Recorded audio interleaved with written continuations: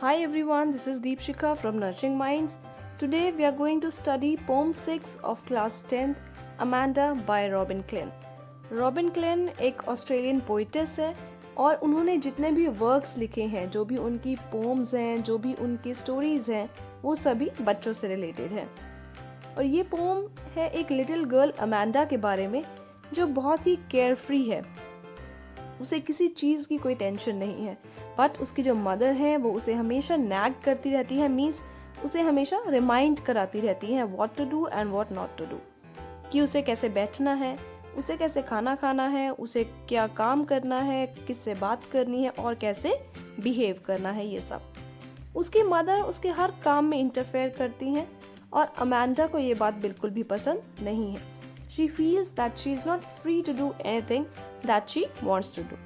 उसे इन सभी restrictions से freedom चाहिए and this poem highlights the struggle faced by the child.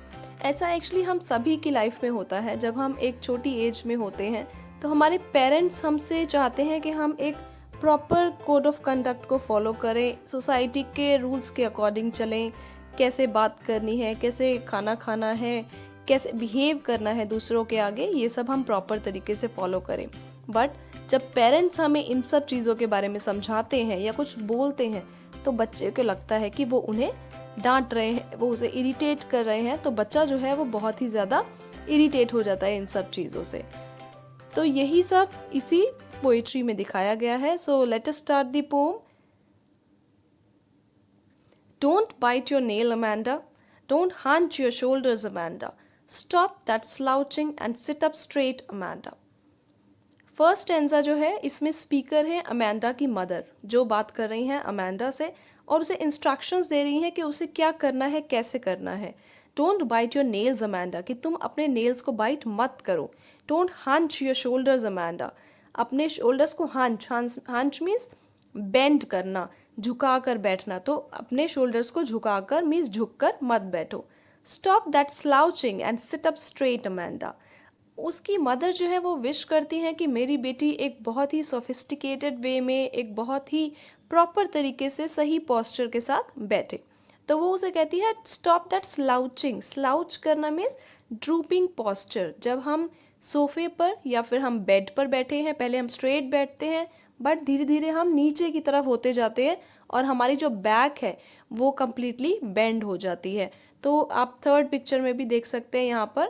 तो ये जो गर्ल है ये स्लाउच कर रही है क्योंकि ये बिल्कुल नीचे की तरफ खिसक गई है। तो उसकी मदर कह रही है don't sit like this also. There is a languid emerald sea where the sole inhabitant is me, a mermaid drifting blissfully. Now this is second stanza और ये जो second stanza है ये ब्रैकेट में दिया हुआ है और अमांडा जो है वो ये सब कुछ सोच रही है क्योंकि उसकी मदर उसे बोल रही है कि ऐसे करो, ऐसे मत करो, but she is very care free. वो अपनी मदर की तरफ ध्यान ना देते हुए कुछ और ही अपने थॉट्स में बिजी है। तो वो क्या सोच रही है, there is a languid emerald sea. Languid means relaxed, calm, बहुत ही पीसफुल, जो ठहरा हुआ है एक जगह पे, ऐसा सी है। एमरल्ड मीन्स ग्रीन जेमस्टोन, एक स्टोन होता है जो ज्वेलरी में यूज़ होता है, नेकलेस में, ईयररिंग्स में, रिंग्स में। तो जो सी है वो उस स्टोन की तरह उसका कलर दिखाई दे रहा है, green colour. Where the sole inhabitant is me. Soul means only, inhabitant means someone who lives in a place, जो किसी place पर रहने वाला इंसान है। A mermaid drifting blissfully. Mermaid is actually it is a mythological creature with a woman's upper body and a tail of a fish. जिसका ऊपर का जो body है वो एक woman का है और जो नीचे का portion है, tail है, वो एक fish की तरह है। So that's a mermaid.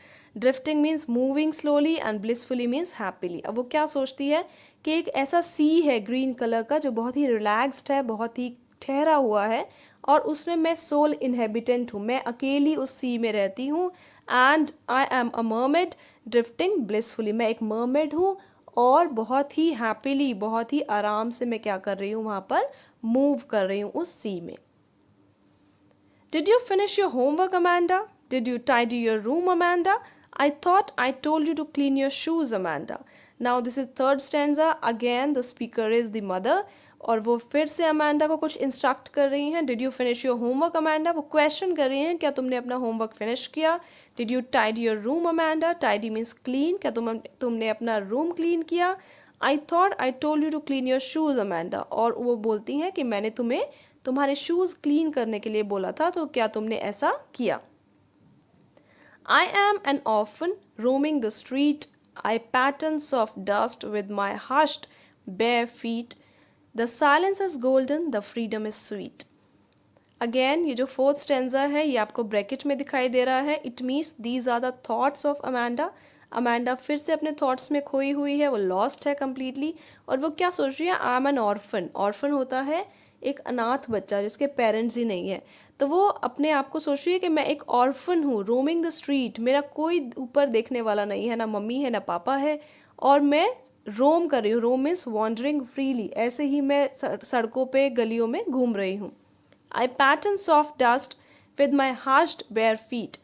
Pattern means to make designs, design banana, and hushed means very quiet, and bare means uncovered. मैं अपने uncovered पैरों में, क्योंकि मैंने पैरों में कुछ नहीं पहना हुआ, ना ही कोई स्लीपर्स है, ना ही शूज़ हैं, फुटवेयर नहीं है, तो मैं अपने bare feet से डस्ट के ऊपर, मिट्टी के ऊपर क्या बना रही हूँ, कुछ डिज़ाइन बना रही हूँ। The silence is golden and the freedom is sweet. वो कंपेयर कर रही है साइलेंस को गोल्डन से, गोल्ड से, कि जो साइलेंस है वो बहुत ही अच्छा है, गोल्ड की तरह है, गोल्डन है। एंड द फ्रीडम, और वो फ्री है क्योंकि उसके कोई पेरेंट्स नहीं है यहाँ पर, वो सोच रही है वो ऑर्फन है, तो फ्रीडम जो है वो बहुत ही स्वीट है। और यहाँ पर भी वो अपनी मदर के जो भी इंस्ट्रक्शंस हैं, जो वो क्वेश्चन कर रही हैं उसकी मदर उससे, वो उसको इग्नोर करते हुए अपने ही थॉट्स में बिजी है। Don't eat that chocolate Amanda, remember your acne Amanda, will you please look at me when I am speaking to you Amanda. अब ये जो नेक्स्ट स्टेंजा है, ये मदर है इसमें स्पीकर, और वो अमांडा से बात कर रहे हैं कि चॉकलेट मत खाओ, रिमेंबर योर एक्ने, नहीं तो तुम्हें एक्ने हो जाएंगे, फेस पे पिंपल्स निकल आएंगे। Will you please look at me when I am speaking to you, और जब मैं तुमसे बात कर रही हूँ तो मुझे इग्नोर मत करो, इधर उधर मत देखो, या अपने ख्यालों में बिजी मत रहो, मुझसे, मेरी तरफ देखो, मुझसे बात करो। क्योंकि जो चाइल्ड है, जो अमांडा है, वो अपने ही थॉट्स में लॉस्ट है, अपने ही थॉट्स में बिजी है, इसलिए वो अपनी मदर को इग्नोर कर रही है, वो उनको अनसुना कर रही है और उनकी तरफ नहीं देख रही है। I am Rapunzel, I have not a care, life in a tower is tranquil and rare. I'll certainly never let down my bright hair. यहाँ पर वो अपने आप को कंपेयर करी है रेपुंजिल से। रेपुंजिल एक जर्मन फेरी टेल का कैरेक्टर है जिसमें एक विच जो है वो एक गर्ल को एक टावर में बंद कर देती है, और उस गर्ल के बहुत ही लंबे और बहुत ही गोल्डन कलर के हेयर होते हैं। तो जब भी विच को, विच मीन्स चुड़ैल या जादूगरनी, तो जब भी उस विच को टावर के अंदर जाना होता था तो वो रेपुंजिल को आवाज़ लगाती थी कि अपने बालों को नीचे फेंको ताकि वो उससे ऊपर चढ़ के जाए उसके बालों को पकड़कर। तो वो बोलती हैं I am Rapunzel, I have not a care, मैं रेपुंजिल की तरह हूँ जो एक टावर में तो रहना चाहती हूँ ताकि वहाँ पर उसे क्या मिले, tranquil and rare. Tranquil means calm, peaceful, ताकि उसे वहाँ पे शांति मिले। जो लाइफ इन अ टावर है वो बहुत ही पीसफुल है, एंड रेयर मीन्स बहुत ही यूनिक है। तो वो कहती है कि मैं रेपुंजिल की तरह टावर में रहना चाहती हूँ, but I certainly never let down my bright hair, but मैं रेपुंजिल की तरह अपने ब्राइट हेयर को टावर से नीचे की तरफ कभी नहीं फेंकूंगी। क्यों? क्योंकि वो चाहती है कि विच की तरह, उस जादूगरनी की तरह, कोई भी उसे वहाँ पे डिस्टर्ब करने ना आए, वो उस टावर में बिल्कुल अकेली रहना चाहती है। Stop that sulking at once, Amanda. You are always so moody, Amanda. Anyone would think that I nagged at you, Amanda. Sulk means to carry oneself in a depressed manner. किसी की बात से बहुत जल्दी डिप्रेस हो जाना, मुंह फुला लेना हिंदी में बोलते हैं, या गुस्सा हो जाना जल्दी ही, तो उसको बोलते हैं sulking. Nag means to complain repeatedly, किसी को किसी चीज़ के बारे में बार बार कंप्लेन करते रहना। तो उसकी मम्मा बोलती है अमांडा से कि तुम बहुत ही जल्दी सल्क करने लगती हो, बहुत जल्दी मुंह फुला लेती हो, तो ऐसा मत करो। You are always so moody Amanda, तुम बहुत ही मूडी हो, जो तुम्हारा मूड करता है तुम वही काम करती हो। Anyone would think that I nagged at you Amanda, अगर कोई हमें देखेगा इस तरीके से बात करते हुए तो कोई ये सोचेगा कि मैं तुम्हें बार बार कंप्लेन करती रहती हूँ, किसी बात के लिए परेशान करती रहती हूँ, गुस्सा करती रहती हूँ। इस तरीके से इस पोम में दिखाया गया है कि कैसे अमांडा जो एक लिटिल गर्ल है वो बहुत ही ज़्यादा स्ट्रगल को फेस करती है और किस तरीके से वो अपने ही थॉट्स में बिजी रहती है, लॉस्ट रहती है and she is not interested in a family कि उसके पेरेंट्स हों और वो पेरेंट्स के इंस्ट्रक्शंस के अकॉर्डिंग चले। वो अकेले रहना चाहती है, वो बिल्कुल फ्री रहना चाहती है और एक ऑर्फन जैसी लाइफ वो स्पेंड करना चाहती है। इस पोम में जो बहुत ही इंपॉर्टेंट चीज़ है वो ये है, स्टेंजास को आप ध्यान में रखेंगे। यहाँ पर टोटल 7 स्टेंजास है। 1, 3, 5 एंड 7 जो स्टेंजा है उसमें जो स्पीकर है वो मदर है जो अमांडा को इंस्ट्रक्ट कर रही है, उससे बात कर रही है। और स्टेंजा नंबर 2, 4 एंड 6 जो है उसमें अमांडा जो है वो अपने ही थॉट्स में लॉस्ट है। तो वहाँ पर स्पीकर एक तरीके से कौन हो गया, अमांडा हो गया। आप इन चीज़ों को ध्यान में रखेंगे। आपके क्वेश्चन में आपको वो एक स्टेंजा दे सकते हैं या फिर स्टेंजा नंबर दे सकते हैं कि इस स्टेंजा का स्पीकर कौन है and what the speaker is doing. अब बात करते हैं हम पोएटिक डिवाइसेस की जो इस पोम में यूज हुए हैं। फर्स्ट स्टेंजा में राइम स्कीम है AABA। आप लास्ट वर्ड्स को देखेंगे इसके लिए, अमांडा, अमांडा, स्ट्रेट, अमांडा। तो अमांडा जो है वो A माना जाएगा, AA। स्ट्रेट का जो राइम है वो डिफरेंट है इसलिए हम इसे B नेम देंगे एंड देन A। सेकेंड है एलिटरेशन। एलिटरेशन होता है जब भी एक सेंटेंस में 2-3 वर्ड्स का स्टार्टिंग में कॉन्सोनेंट वर्ड साउंड, जो कॉन्सोनेंट साउंड है वो रिपीट हो रहा है। जैसे stop that slouching and sit up straight.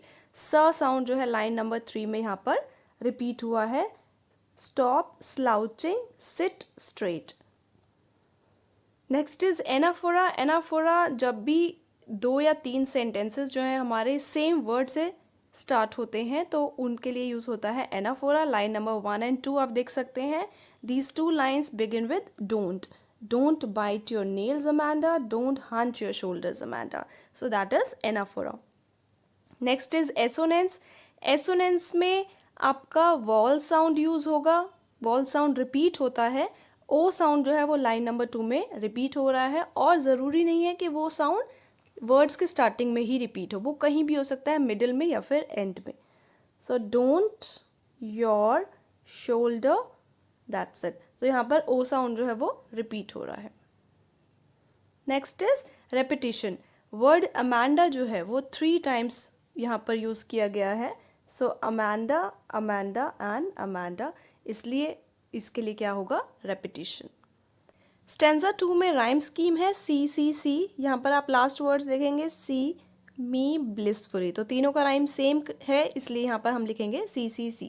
But अगर एग्जाम में आपके पास सिर्फ एक यही स्टेंजा आता है जिसके क्वेश्चन आंसर्स आपको करने हैं तो आप उसमें पूछी गई राइम स्कीम को लिख सकते हैं AAA, क्योंकि वहाँ पर पूरी की पूरी पोम नहीं दी होगी, हमें सिर्फ एक स्टेंजा होगा तो वहाँ के अकॉर्डिंग हम लिखेंगे AAA। Next is allusion. Allusion it is a reference to a famous और वेल नोन पर्सन और प्लेस।